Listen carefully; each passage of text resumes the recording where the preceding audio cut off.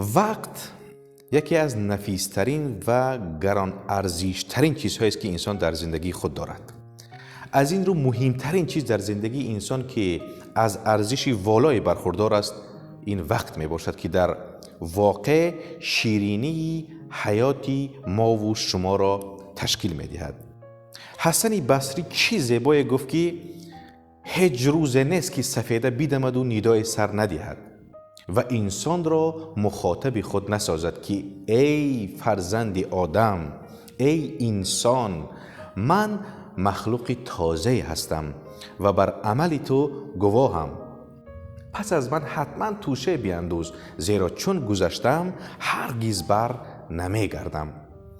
و به همین مضمون مانند انگلیسی هم یک عباره خیلی زیبایی دارن که میگن every day matters، یعنی هر روز مهم است، هر روز غنیمت است.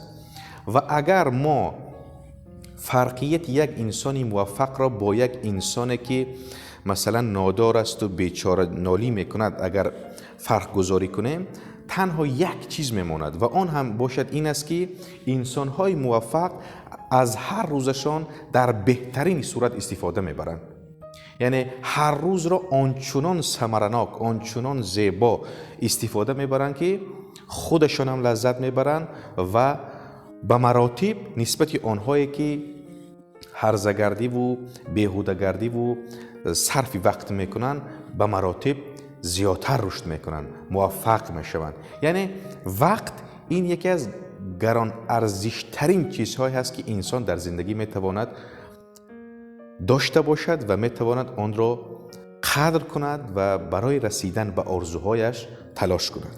و به همین مضمون مانند شیخ سعدی هم یک بیت خیلی زیبایی دارند که میگویند غنیمت دان اگر دانی که هر روز زی عمری مانده روز می شود کم.